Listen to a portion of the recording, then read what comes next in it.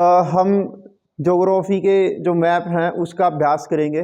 देखो, हिस्ट्री में आपके 2 अंक के आने हैं जो हम ऑलरेडी कर चुके हैं। तो आज हम ज्योग्राफी की शुरुआत करते हैं। तो ज्योग्राफी में सबसे पहले भारत जो अपना चैप्टर 1 है रिसोर्स एंड डेवलपमेंट, संसाधन और विकास, इसमें सॉइल आती है और ये आपने सीख लेना है। कुछ मैप आपके ऐसे आएंगे जो ऑलरेडी पेपर में निशान लग के आएगा। अभी सॉइल का मैप कैसे आएगा मैं बताता हूँ। पहले मैप पे ऑलरेडी निशान लग के आएगा और आपसे कहेगा कि यहाँ पर निशान लगाया गया है, तो आप पहचानिए यहाँ पर कौन सी मिट्टी मिलती है। केवल पहचान के नाम लिखना है। तो शुरू करते हैं। देखो, अगर मान लो इस हिस्से में निशान लगा मिलता है, ये वाला हिस्सा, ये है सारा हिमालयी क्षेत्र। अगर इस वाले इन सब हिस्सों में निशान लगा हो और आपसे पूछे कहीं पर भी, चाहे मान लो ये वाला हिस्सा है या ये वाला हिस्सा है, यहाँ पूछे कि यहाँ पर कौन सी मृदा मिलती है, कौन सी मिट्टी मिलती है, कौन सी सॉइल मिलती है, तो आपने बेझिझक लिख देना है पर्वतीय मृदा। ठीक है, इतना आंसर आना है। वैसे इतना लिखा 1 अंक आएगा। यदि मान लो इस वाली बेल्ट में मिलता है, यहाँ पर इन सब हिस्से में निशान लगे आए कोई भी, अब आपके पेपर में इतने सारे एक साथ नहीं आएंगे। मुझे तो सारी सवाल एक साथ करानी आपको, इसलिए मुझे अलग अलग निशान लगाने पड़ रहे हैं। पेपर में केवल एक ही आएगी, मिट्टी आएगी तो केवल एक सब में से। तो अगर यहाँ मिल जाए इन सब एरिया में, ठीक है, इन सब एरिया में अगर हो तो यहाँ पर आएगी जलोढ़ मृदा, जलोढ़ एलुवियल सॉइल। इसको कांप मिट्टी भी बोल देते हैं, कांप मिट्टी या कांप मृदा। ठीक है, ये आएगा। इसके अलावा अगर मान लो इस वाले एरिया में आ जाए, यहां पर इस वाले में आ जाए, तो यहां पर क्या लिखोगे? यहां पर आएगी बेटा बलुई मृदा। बलुई, बलुई समझते हो? इसको आप लिखोगे रेगिस्तानी लिख सकते हो, या इसको आप लिख सकते हो मरुस्थली मृदा, या लिखोगे डेजर्ट सॉइल, पीली मिट्टी भी लिख सकते हैं। ये सब इसी के नाम है। अगर इस वाली बेल्ट में आ जाए, ठीक है, हम कोई और निशान बना लेते हैं। अगर इस वाले एरिया में ऐसे आ जाए कि यहाँ पर पहचानो कौन सी मिट्टी है,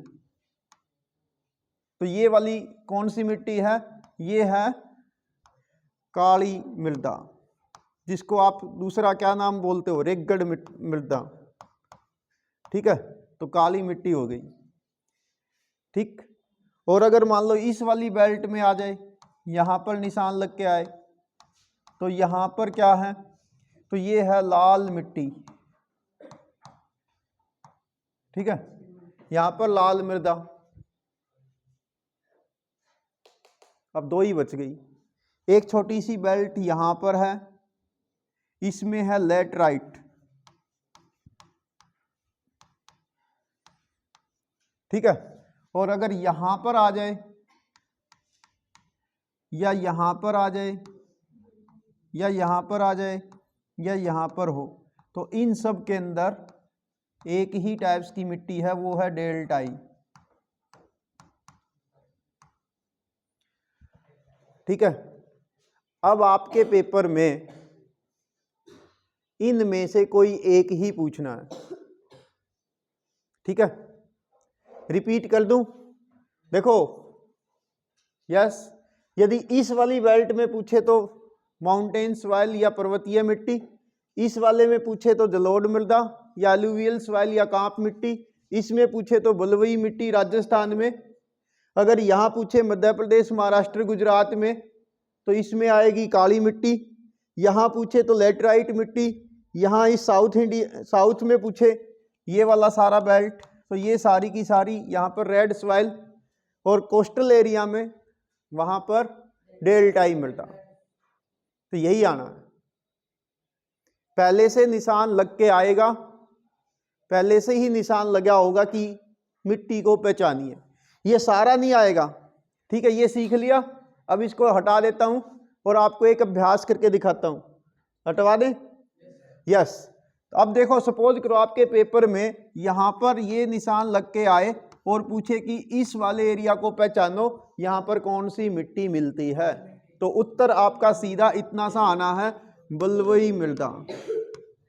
इतना लिखा, 1 अंक पक्का, इतना ही आना है। सारा मैप नहीं आएगा, वो तो हमने सीखने के लिए पूरे का अभ्यास करना पड़ता है कि भारत में कहां पर कौन सी मिट्टी मिलती है। पेपर में केवल सारे में से एक ही आएगा। कोई और सैंपल दिखा देते हैं। सपोज करिए कि यहां पर लगा दे इस वाले एरिया में, ठीक है, तो यहां पर क्या लिखोगे, इस में काली मृदा मिलती है, ठीक है, काली मृदा, इतना सा उत्तर लिखना है। ओके, तो सॉइल से रिलेटेड ये टॉपिक आएगा, तो पूरे चैप्टर में से कोई ना कोई एक तो आ ही जानी है, ठीक। अब नेक्स्ट पे चलें। नेक्स्ट है बेटा आपसे अगले जो चैप्टर है उसमें पूछेगा, तीसरा चैप्टर है वाटर रिसोर्सेज। इससे रिलेटेड आपसे डैम पूछने हैं। डैम कि भारत में वैसे तो बहुत सारे डैम हैं भारत में, लेकिन आपको गिन चुनकर कुल मिलाकर 2, 4, 6, 8 डैम दिए गए हैं। 8 ही पूछने हैं, तो 8 की लोकेशन आपने ध्यान रखनी है। लेकिन इसमें ये ध्यान रहे, ये ऑलरेडी मैप पे निशान लग के नहीं आएगा। ये तो आपको सीधा कहेगा भारत के मानचित्र पर बांध का नाम लिख देगा, ये डैम दिखाइए। जैसे सबसे पहला कहता है सलाल। अगर आपको कह दे कि सलाल डैम दिखाइए, ठीक है, आपके पेपर में क्वेश्चन आ गया कि सलाल डैम दिखाओ, ये पूरा भारत का मैप है, इस पे कहाँ निशान लगाना है, तो सलाल डैम यहाँ पर है जम्मू कश्मीर में, यहाँ निशान लगाओगे और यहाँ पर पहुंच करिए। यस भाई, देखो सलाल डैम पूछे तो आपने यहाँ निशान लगा लेना है जम्मू कश्मीर में। नेक्स्ट आपसे पूछेगा भाखड़ा नांगल, तो देखो भाखड़ा नांगल यहाँ पर है, पंजाब और हिमाचल के बॉर्डर पर, ठीक है, तो यहाँ निशान लगाया और लिख दिया भाखड़ा। 2 डैम है ये, भाखड़ा एक है और नांगल एक है। भाखड़ा हिमाचल में है, नांगल पंजाब में, इसलिए आप बॉर्डर पे निशान लगा दो, ठीक है। इसी प्रकार से नेक्स्ट आपसे जो डैम पूछा है वो है टिहरी डैम। टिहरी डैम है उत्तराखंड में, ठीक है, टिहरी, ये भारत का सबसे ऊंचा डैम है टिहरी। नेक्स्ट आपसे पूछता है राणा प्रताप सागर। देखो राजस्थान है ये एरिया देख रहे हो मध्य प्रदेश का, यहां पर निशान लगा दो, तो ये है राणा प्रताप सागर, चंबल नदी पर है ये। नदी आपसे नहीं पूछेगा, केवल डैम पूछेगा, तो ऐसे ही मैप आएगा आपका पॉलिटिकल आउटलाइन मैप, उस पे निशान लगाना राजस्थान में, ये पहचान कर लो मध्य प्रदेश का ये वाला एरिया, इसके बिल्कुल टॉप पे लगा दो, ठीक है। नेक्स्ट आपसे पूछता है सरदार सरोवर डैम। सरदार सरोवर डैम देखो यहाँ पर है गुजरात में, ठीक है, जहाँ पर स्टैच्यू ऑफ यूनिटी बनाया गया है, नर्मदा नदी पर है ये सरदार सरोवर डैम,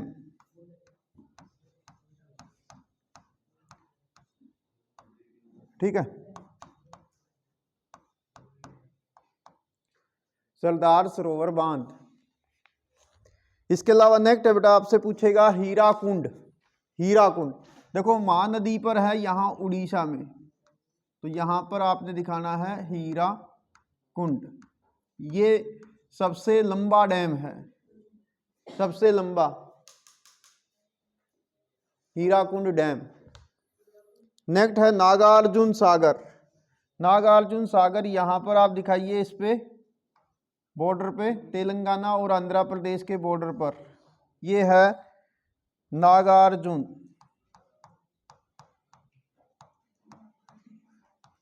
नागार्जुन सागर, ठीक है बेटा। नेक्स्ट आपका एक बच गया, वो है तुंगभद्रा।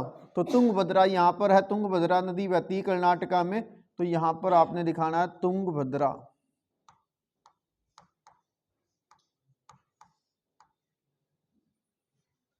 तो ये आपके डैम आप पूछे जाने। अब इनका निशान आपने खुद लगाना है और खुद इनको इस पे भर देना है, ठीक है। तो ये आपके डैम रहेंगे। पिछले वाले में आपने सॉइल भरनी थी, इसमें आपने डैम भरने हैं। पेपर में ये ऑलरेडी निशान लग के नहीं आएंगे, आपने खुद ही इनको भरना है। अब जैसे एक बार आपको अभ्यास भी करा देता हूँ, हटा दूँ इनको। अब सपोज करिए आपसे पूछे हीराकुंड डैम, आपने लगाया तो उड़ीसा में ही, लेकिन यहाँ पर लगा दिया तो गलत है। अब ये उड़ीसा ही राज्य है, इसी राज्य में ये डैम है, लेकिन आपने निशान यहाँ लगाया तो ये गलत होगा। यहाँ पर है, थोड़ा बहुत ऊपर नीचे मोमेंट इसकी चल जाएगी, लेकिन बहुत ज़्यादा अंतर आपने कर दिया। जैसे मान लो आपसे राणा प्रताप सागर पूछे और आप यहाँ दिखाओ यहाँ राणा प्रताप सागर डैम है, तो ये गलत हो जाएगा। राणा प्रताप सागर डैम यहाँ पर है। आपसे पूछे सरदार सरोवर और आप यहाँ पर दिखाएं कि यहाँ सरदार सरोवर है, तो ये भी गलत हो जाएगा, सरदार सरोवर डैम यहाँ पर है।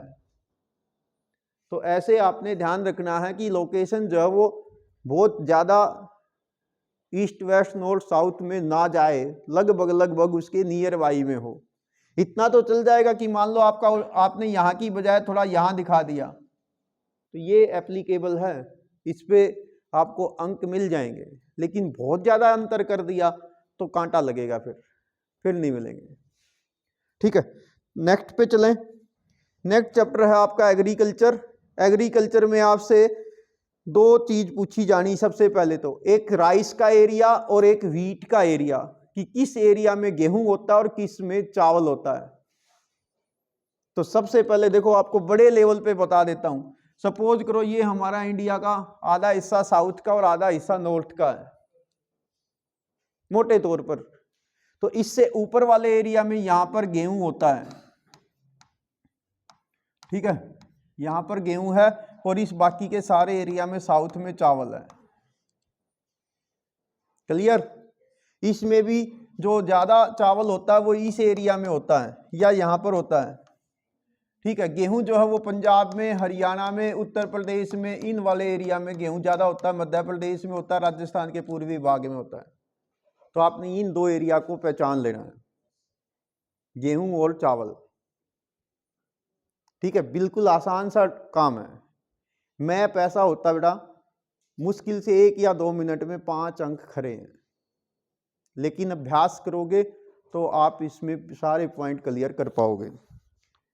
नेक्स्ट इसी प्रकार से एग्रीकल्चर में आपसे कुछ राज्य पूछे जाने हैं जो अलग अलग फसलों में लीडिंग स्टेट हों, ठीक है। अलग अलग में लीडिंग का मतलब सबसे ज्यादा वो फसल उस राज्य में पैदा होती हो। तो कौन सी आपकी आएंगी वो मैं बता देता हूं, सीधा उस राज्य पे ही नाम लिख देते हैं। जैसे पूछता है गन्ना, तो गन्ना उत्तर प्रदेश में, यूपी, यहां यूपी में होता है गन्ना, मैं दोनों साथ में लिख देता हूं, यूपी में गन्ना। दूसरा लीडिंग पूछ रहा है चाय, तो चाय जो है वो असम में, यहां पर असम, इस असम में होती है टी, चाय के बागान होते हैं यहां पर। नेक्स्ट पूछता है कॉफी, कॉफी यहां पर कर्नाटक में होती है कॉफी, ठीक है। नेक्स्ट इसी प्रकार से लीडिंग स्टेट पूछ रहा है रबड़ का, तो रबड़ में केरल दिखाइए, ठीक है, रबड़। इसके अलावा थोड़ी बहुत तमिलनाडु में भी हो जाती है। तो इस वाले एरिया में होती है रबड़, कच्ची रबड़ होती है, पेड़ बोए जाते हैं, कई सालों तक वो चल जाते हैं, उससे दूध निकलता है जिसको लेटेक्स बोलते हैं, जिसको गर्म करके रबड़ बनाई जाती है। नेक्स्ट है आपसे पूछता है कपास, तो कपास का लीडिंग स्टेट है गुजरात, ये है कॉटन के लिए कपास। नेक्स्ट आपसे पूछता है जूट, तो जूट में वेस्ट बंगाल, पश्चिमी बंगाल, जूट को हिंदी में बोलते हैं पटसन, ठीक है। तो यही आपसे आने, यही राज्य पूछे जाने, तो इनकी पहचान होनी चाहिए, ठीक है। देखो यूपी गन्ने में, आसाम में चाय होती है, वेस्ट बंगाल में जूट होता है, गुजरात में कपास, कर्नाटका में कॉफी, केरला में रबड़। बस इतना सा है पहचान में, आपको ये आने चाहिए। ये आपको सारे टॉपिक तैयार रहे। आज के लिए इतना ही काफ़ी है।